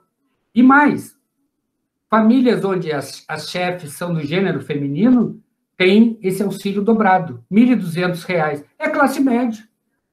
Virou classe média. Entende? Então, você tem todo esse jogo, esse conflito de interesses na órbita política, que impacta diretamente na órbita econômica e impede, fica nesse vai e vem, né? Marcha e contramarcha. Ora eu tenho que ser keynesiano, ora eu quero ser liberal, que a minha essência é ser liberal. Entende? Então, nós temos todo esse conflito. Antes, a gente tem que olhar esses conflitos de interesses na perspectiva da economia política, para depois, então, a gente poder entrar nos números e poder ver exatamente o que efetivamente está sendo feito, está sendo realizado, o que é possível, o que não é possível, e que rumos esses dados, esses números nos levam. Se para um recrudescimento ou para uma saída. Em realidade, eu acho muito difícil essa saída. Pegando o gancho da professora Ana antes, nós estamos hoje no Brasil numa pauta de exportação, numa perspectiva de reprimarização da nossa pauta de exportações. Ou seja, aquilo que nós deixamos de ostentar nos anos 70, nós voltamos a ter aquilo que nós éramos nos anos 40, 30. Ou seja, pura e simplesmente agroexportadores. Do que nós exportamos? O que é o forte na nossa pauta? Soja e metais. Soja e metais. Para onde? Para a China.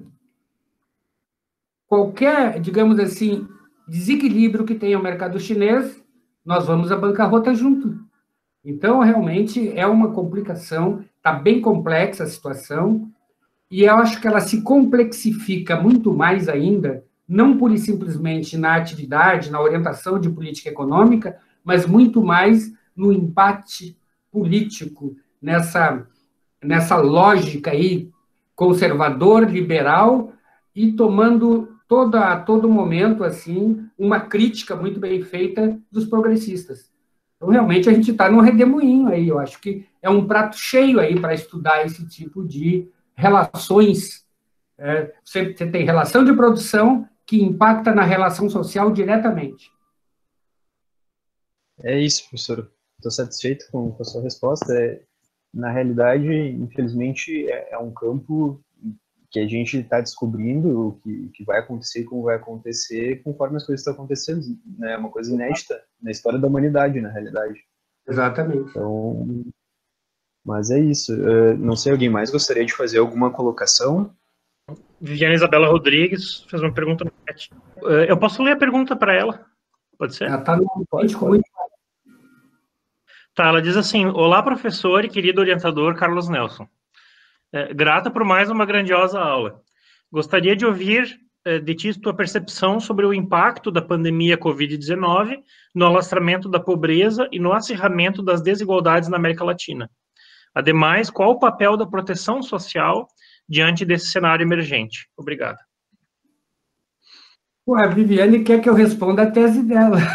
Eu não conheço ela, mas eu imaginei isso. Estava com jeito. Eu disse para ela que a orientação tem que ser individual, em reta final, não em público. Olha a carinha dela aí. Sem dúvida nenhuma que essa questão da desigualdade, dado a pandemia, ela tem que ser olhada com uma certa atenção. Né? Uma certa atenção. Se nós olharmos os números de antes da pandemia, a gente já via, como resultado das reformas, esse recrudescimento do tamanho absoluto da pobreza, sem dúvida nenhuma. Com a pandemia, parece que ela tem um descanso, meio que um descanso em função dos auxílios emergenciais. Nós vamos encontrar, provavelmente no conjunto da América Latina, nos dados de 2000, né, uma diminuição brutal, poderemos encontrar isso, uma diminuição brutal, pelo simples fato de que as pessoas passaram a ter esse auxílio emergencial e saíram da linha de pobreza. Então, portanto, a pobreza vai diminuir brutalmente no ano 2000. Cessado esse problema, seguramente ela volta em 2021, 2022, com muito mais força. Por quê? Porque ela vem carregada agora de todo o estrago causado pela pandemia. Estrago causado pelo fechamento de empresas, pelo desemprego formal, informal e etc, etc. Muitas pessoas que, digamos assim, tinham uma vida mais ou menos estabilizada, num emprego mais ou menos estabilizada, ficaram desempregadas e não vão conseguir retornar, né? Principalmente num momento em que as bases produtivas da região estão inovando tecnologicamente. Aquilo que pode ser inovado tecnologicamente está sendo inovado e está diminuindo a empregabilidade da região. Evidentemente que ela não só destrói, ela constrói também, ela traz outros postos de trabalho, mas nós temos que atentar para a velocidade da destruição e a velocidade da criação, e o tamanho da destruição contra o tamanho da inserção, né? Então, eu vejo isso, assim, nesse momento atual, como algo que a gente tem que olhar com muita cautela, assim, para poder fazer algumas afirmações, porque poderemos fazer um juízo de valor apressado e, portanto, equivocado, né? Mas eu não tenho dúvida que até março, algumas coisas aí já sairão e tu vai ter na tua tese isso aí, né? Professor, eu acho que é importantíssimo destacar uma questão aqui que é bem de pesquisa, sobre como é importante o pesquisador ele estar atento à complexidade que é a gente analisar, por exemplo, a questão da desigualdade, a questão da pobreza, né? Quando na sua fala, provavelmente no ano de 2020, nós vamos ter uma diminuição de pessoas abaixo da linha de pobreza, o que dá uma falsa imagem de que houve uma melhora, e não houve nada, foi a injeção, né, de um dinheiro que ele é artificial, né, ele não vai permanecer. Muitas dessas pessoas, elas já estavam fora do mercado de trabalho.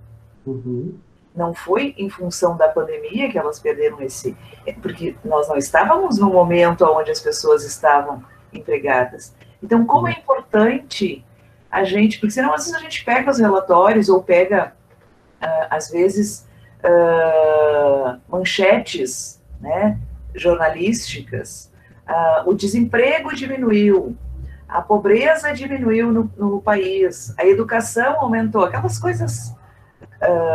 Eu lembro que em uma palestra, muitos anos atrás, que inclusive você trouxe, que era a questão da educação, ali nos anos 2000, né? Uhum. Em números, a educação efetivamente tinha alcançado patamares nunca vistos. Mas, por um outro lado, quando se analisa essa educação por outros aspectos, qualitativo, por exemplo, não, ele em alguns aspectos até teve uma piora, né? E eu acho que essas questões, elas são importantes da gente pensar, né? Quando se pensa em pesquisa. E poder ocupar outras áreas. Exatamente, exatamente. Eu acho que é muito bem observado, Ana, porque em determinados momentos nós somos muito afoitos nas comparações, às vezes nos deixamos levar pelo lado emocional, político, qualquer coisa do gênero, né? E às vezes fazemos comparações que ainda não estão prontas para serem feitas. Ou até mesmo em alguns outros momentos fazemos comparações com variáveis que são incomparáveis, né? São variáveis que são incomparáveis, né? Então, é importante que o pesquisador, né, ele delimite tempo, o objeto de observação e os respectivos recortes que esse objeto merece para poder ser comparado. Fora disso, ele vai fazer poderá vir a fazer algumas observações superficiais ou até mesmo equivocadas. Então, isso que tu chamasse a atenção é muito importante, muito importante. Pois é, eu acho que passamos a palavra para as palavras finais do professor, né, pelo adiantado da hora, porque passamos do nosso horário, nem vimos passar a hora. Então, para suas palavras finais, professor Carlos Nelson. Olha, minhas palavras finais não poderiam ser outras, senão, assim, o agradecimento pelo convite, né, a oportunidade de me energizar dentro da minha prisão domiciliar, né? Me energizar vendo vocês, revendo pessoas como a Mara, como tu, Ana, né? O Wagner, que eu estava em dívida de conhecer pessoalmente, né? O professor Clóvis também, né? E ver os meus alunos aí, né? E ver os meus alunos, principalmente a minha razão de ser, né? Se a minha razão de ser me persegue aonde eu vou, é sinal de que eu tenho alguma coisa a oferecer a eles, né? Então, isso me deixa, assim, muito gratificado, mas muito, muito gratificado. Agradeço a vocês carinhosamente, né? Eu sei o quanto é difícil o momento que vocês estão vivendo, o momento de conclusão de dissertação, momento de conclusão de tese, adrenalina, né? A energia, né, fica pulsante, coisa e tal, e vocês ainda deixam de ficar debruçado em cima daquilo que é o tema de vocês para vir me ouvir, vir me ver e coisa e tal. Então, isso é energização. Eu me sinto, assim, dentro da minha prisão domiciliar, nesse final de tarde, assim, plenamente energizado, e por isso eu agradeço, assim, à Universidade de Caxias do Sul, a esse grupo de estudos ambientais, né? Fico muito agradecido a vocês e, sem dúvida nenhuma, fico à disposição de vocês. Quero, antes de terminar, mandar um beijo, um abraço do tamanho da imaginação para minha querida Mara, né? Aquela que tinha cabelos pretos e agora tem cabelos brancos. Um beijo bem grande do tamanho da tua imaginação. Eu quero mandar um beijo e sentir daqui, que nesse isolamento de casa tu deve estar ainda com o mesmo perfume maravilhoso. Eu senti daqui, é o homem mais perfumoso que eu já conheci. Adorei, adorei, adorei, adorei, Ana, adorei, Clóvis, adorei, Wagner. Me convide mais, Ana. Vou adorar participar. Adorei. Obrigado.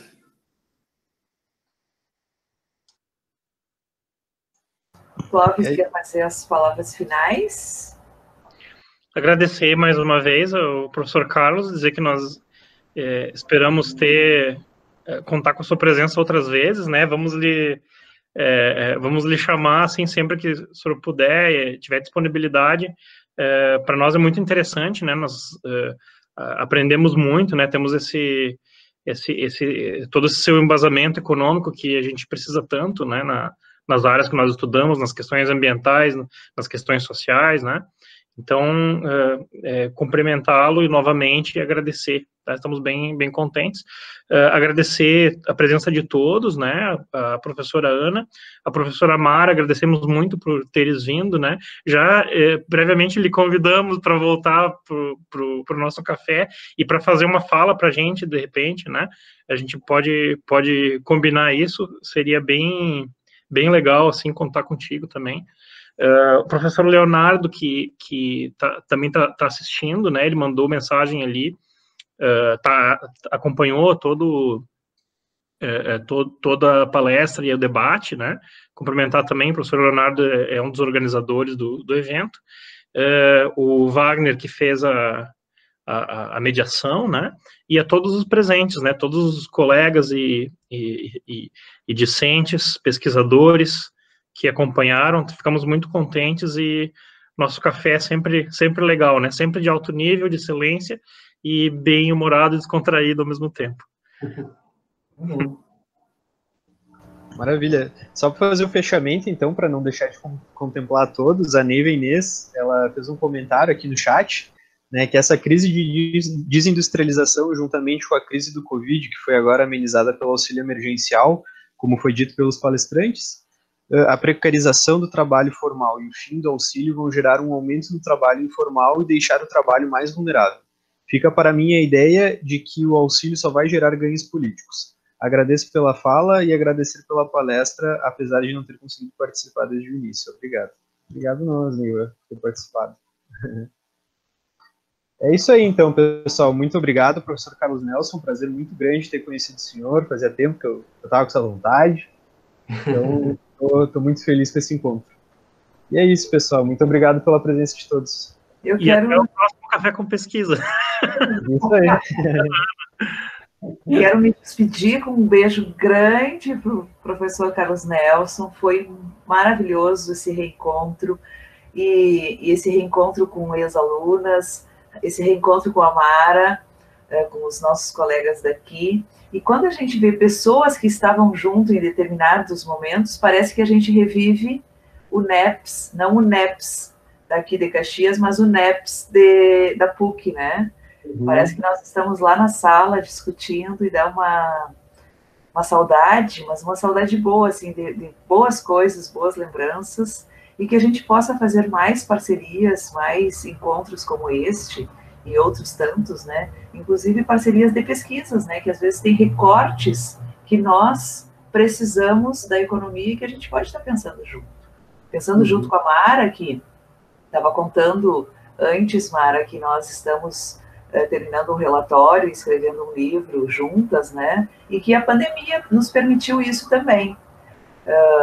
Tem coisas que são terríveis, mas ela também nos trouxe coisas boas. Estamos muito distantes, mas ao mesmo tempo, em determinados momentos, muito próximos, né? E foi isso que eu senti hoje nesse encontro, né? Um calor, assim, uma energia muito boa. Obrigada a todas, obrigado, Clóvis, aos colegas e prof. Só um último comentário, já que há esse clima nostálgico, último do último agora. Já que tem esse clima nostálgico no ar, deixa eu dar minha contribuição também. Na minha fala, professor, nos meus estudos, o senhor tem uma influência também, que está aqui do meu lado, inclusive. Né? Esse livro aqui, ó. Ah, sim. Esse livro aqui é da professora Ana, ela me emprestou. Né? Eu e o professor Clóvis temos discutido há algum tempo, né, sobre Polanyi, né, e sobre essa obra em específico. E esse livro, em especial, ela me confidenciou que ela utilizou na sua disciplina, no doutorado. E tem, inclusive, as anotações originais aqui. Legal. Tá bom. Daí saíram muitas perguntas. Muitas questões. Belas questões. Gente, muito bom. Um beijo a todos e todas. Sintam-se abraçados, abraçadas. Até o próximo. Até o próximo. Tchau. Tchau.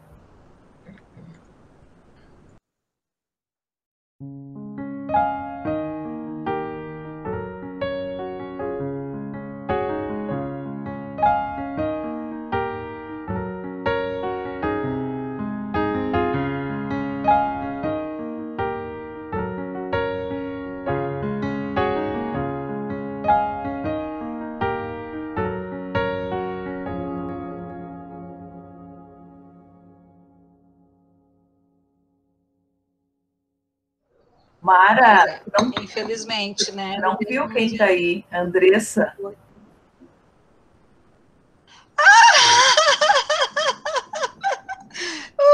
Andressa, querida! E que dele naquela nossa loira, aquela nossa Barbie maravilhosa, onde é que tá? As unhas continuam. A Barbie, é a nossa Barbie. Andressa, querida! Saudade, estou muito emocionada. Saudade, muito. Legal, que bom te ver. Eu também fiquei emocionada agora, fiquei muito emocionada. Olha, nossa! Esse é o espírito do nosso café, né? Que é a gente poder discutir pesquisa, mas também reencontrar pessoas, afetos, né? E tantas lembranças. Agora, quando o professor Carlos Nelson estava dizendo tia, eu tinha esquecido disso. Tia! Foi uma lembrança muito afetiva. Tem essas particularidades que a gente acaba esquecendo, né? Esses detalhes. Sim, As sim. Tias. As tias. As tias aqui. O tempo passa. Mas tem detalhes que a gente não esquece, Carlos Nelson. Essa semana que passou, sim. Antes de eu saber desse encontro, eu estava conversando com a Gisele, lembra da Gi, né? Andressa, lembra né, da Gi, que ela está no Espírito Santo. Sim. E sempre falamos em você, né? E daí, olha, como diria o Carlos Nelson, sai desse salto de só ficar fazendo campanha elaborada, sai do salto, sai do palanque. Tá bom. Ai.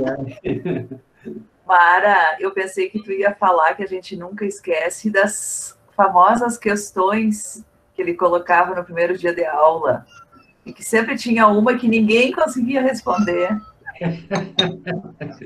Tem essas coisas que a gente nunca esquece.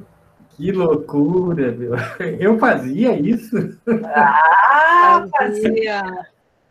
Fazia um clima de terror no primeiro dia de aula. Nessa coisa, tinha aquela lista de questões para responder.